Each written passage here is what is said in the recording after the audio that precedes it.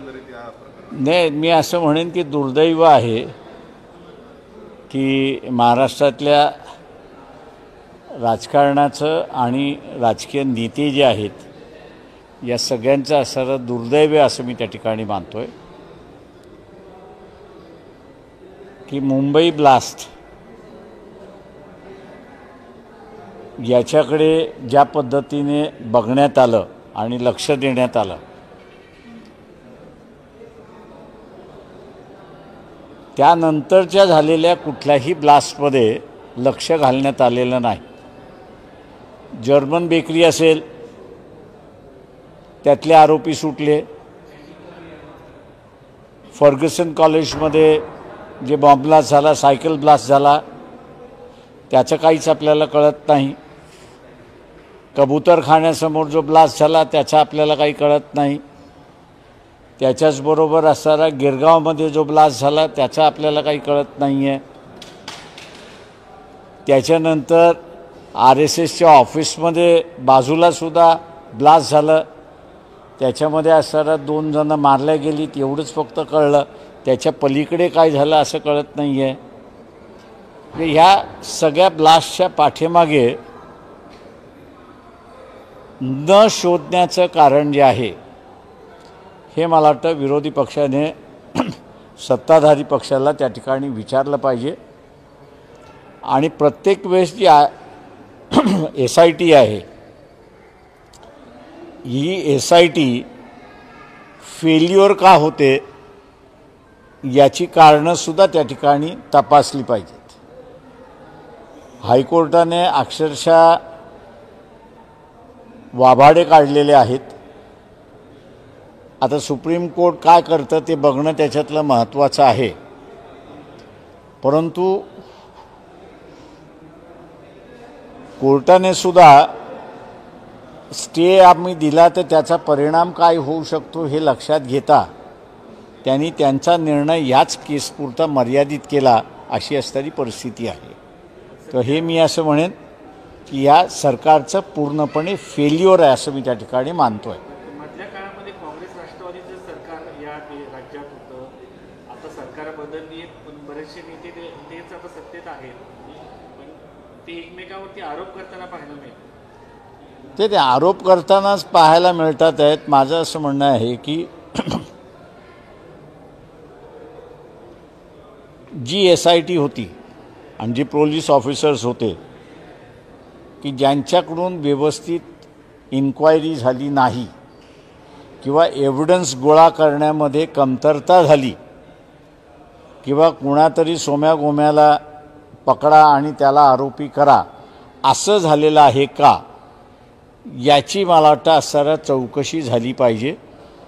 आणि ती पोलिसांनी केलेली चौकशी नाही तर ती मला वाटतं रेग्युलर हायकोर्टामध्ये कोर्ट प्रोसिडिंग जशी चालते त्या पद्धतीने त्या ठिकाणी चालली तर त्याची योग्यता मी असं मानेन आणि विश्वासार्हता मी त्या ठिकाणी मानेन की व्यवस्थित चालेल.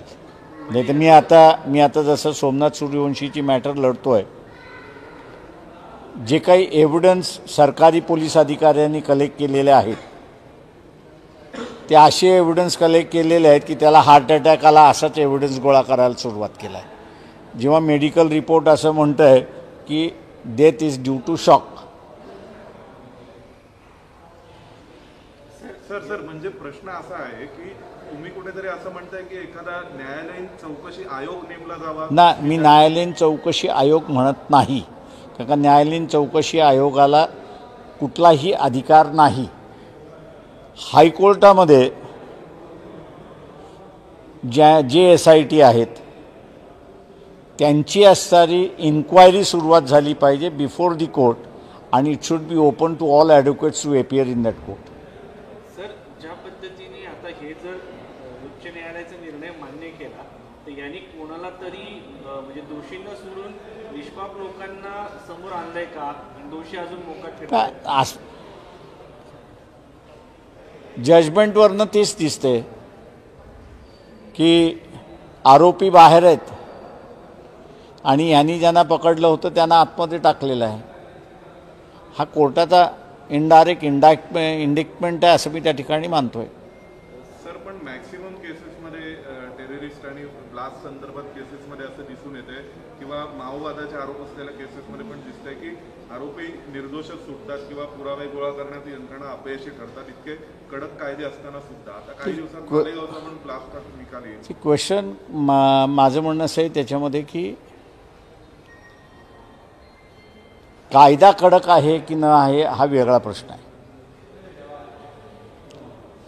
आता माओवाद्यांना एक केसमध्ये मी स्वतःहून हजर राहून ते सगळं पाहिलेलं आहे. त्यांनी 6 पुस्तकं त्या ठिकाणी प्रोड्यूस केली की ही माओवादी पुस्तकं आहेत. तेव्हा त्या डिस्ट्रिक्ट जजनेच आयोला विचारलं हे तुमच्या मताप्रमाणे माओवादी आहेत आणि याच्यामुळे लोकांचे विचार बदलतात फिरतात आणि ते हिंसक होतात असं आपलं म्हणणं आहे. तर ते म्हटलं माझ्या एका प्रश्नाला उत्तर द्या की याच्या लेखकाला तुम्ही अरेस्ट केले का? तुम्ही लिहिणाऱ्याला अरेस्ट करत नाही आहात, तुम्ही वाचणाऱ्याला अरेस्ट करताय. त्याच्यामुळे तुमची केस नेमकी कोणाच्या विरोधात, लेखक आहे त्याच्या विरोधात की वाचणारा आहे त्याच्या विरोधात, हे त्या आयोगाला तिथे काही स्पष्ट करता आलं नाही. त्याच्यामुळे मला असं वाटतं की हे जे मध्यंतरी ताडाफाडा मोका अशी जे कायदे आले त्या कायद्यांनी पोलिसाची शोधक्रिया जी आहे इन्व्हेस्टिगेटिव्ह ज्याला आपण म्हणतो ते स्किल्स पूर्णपणे मारून टाकलेले आहेत. आणि त्याच्यामुळे एक्झामिनेशन जो आहे तो बरोबर होत नाही अशी परिस्थिती आहे. सर उद्या सोमनाथ सूर्यवंशी प्रकरणामध्ये स्वतः तुम्ही अखेर आहात. राज्य सरकार नाही मी नाही आहे, प्रतीक बोंबार्डे म्हणून वकील आहेत ऑन रेकॉर्ड, ते हजर राहणार आहेत. आणि काय अपेक्षित आहे तुम्हाला, काय वाटतं काही बदल होतील? आता ते कोर्ट काय निकाल देईल त्याच्यावरती अवलंबून आहे. राज्यामध्ये जर आपण पाहिलं तर माणिकराव कोकाटे हे कृषी मंत्री आहेत आणि ते सभागृहामध्ये रमी खेळताना पाहायला मिळालेत. अशा मंत्र्यांबद्दल तुमची काय भूमिका आहे? अच्छा, हे मुख्यमंत्री जे आहेत हे आता पंतप्रधानाच्या रेसमध्ये लागलेत असं मी त्या ठिकाणी मानतो. आणि म्हणून हिंदी लागू करण्याच्या पाठीमागे ते लागलेले आहेत. तेव्हा आपल्याला विरोधक कोणी नको आहे राज्यामध्ये. त्याच्या मंत्री कितीही चुकला असेल तरी त्याला ब्र शब्दाने विचारायचं नाही असंच एक धोरण मुख्यमंत्र्यांचं त्या ठिकाणी दिसतंय. आणि त्याचा असणारा परिणाम जो आहे तो महाराष्ट्र राज्यावरती दिसतोय. हा अस्तित्वाचा भाग आहे. साहेब, संजय शिरसाट असो, संजय गायकवाड असो, त्यानंतर राठोड असो, यांच्यावरती भ्रष्टाचाराचे देखील आरोप होताना पाहायला मिळाले. काही मंत्र्यांच्या समोर कथितरित्या पैशाच्या बॅगा पाहायला मिळाल्या. महाराष्ट्राने याकडे कसं हे करायचं? जनतेने ठरवायचं आहे. शेवटी जनता हा राजा आहे. तेव्हा जनतेने कोणाला मतदान द्यायचं हे पहिल्यांदा त्यांनी ठरवलं पाहिजे.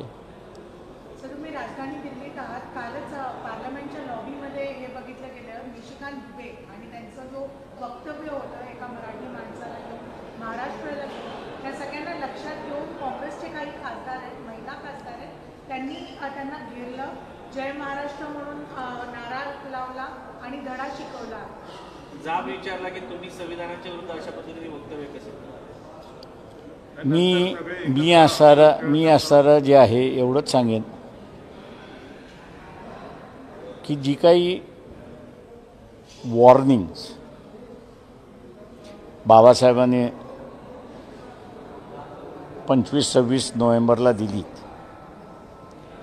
त्याच्यामध्ये त्यांनी असं एक वॉर्निंग ती ही दिली होती की भाषा म्हणजे लँग्वेज इज अ लेटंट नेशन, तिला जागृत करण्याचा कधी प्रयत्न करू नका.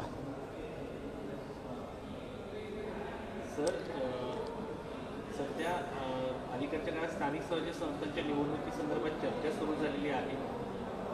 ते वेगवेगळ्या पक्षाशी युती करण्याचा विचार करतात. तुमच्या देखील मागे काही वेळा चर्चा झाल्या आहेत, त्यांच्याकडनं काही विचारणा झाली तर तुम्ही चर्चा कराल का स्थानिक स्वराज्य संस्थांच्या निवडणुकीच्या पार्श्वभूमीवर? त्यावेळेस उत्तर देऊ आपलं.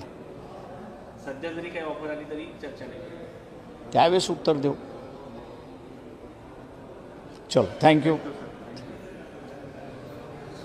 सर एकच पण तुम्ही हिंदी भाषा गुजराती ॲक्च्युली मुंबई अहमदाबाद या महामार्गावर आपण बघतो की पालघर आणि त्या एरियामध्ये सगळ्या ज्या पाटी आहेत त्या सगळ्या गुजराती भाषेमध्ये आहेत. तुम्ही त्याला कसं हे बघतात, कारण की महाराष्ट्रामध्ये असून पाटी गुजराती आहे, लोक सांगतात की आम्ही गुजरातमध्ये आलो आहे, याचा कुठे ना कुठे एक अंदाज आहे. ते प्रश्न असा आहे त्याच्यामध्ये की आपल्याला थोडासा इतिहास बघावा लागेल. तिथला सगळा जो आदिवासी आहे, या आदिवासी जो आहे त्याची जी काही बोलीभाषा आहे त्या बोलीभाषेचा गुजराती हा बेस आहे. त्याच्यामुळे त्या फार जुन्या पाट्या आहेत. तसं मला पालघरला मी अगोदरही गेलो होतो, म्हणजे 70 सालीही गेलो होतो. त्यावेळेस तिथे पाट्या गुजरातीमध्ये होत्या. त्याच्यामुळे मला त्याच्यातलं काही नवीन नाही वाटत आहे. आता ज्याला राजकारण भाषेच्या नावावर करायचं आहे त्यांनी करावं.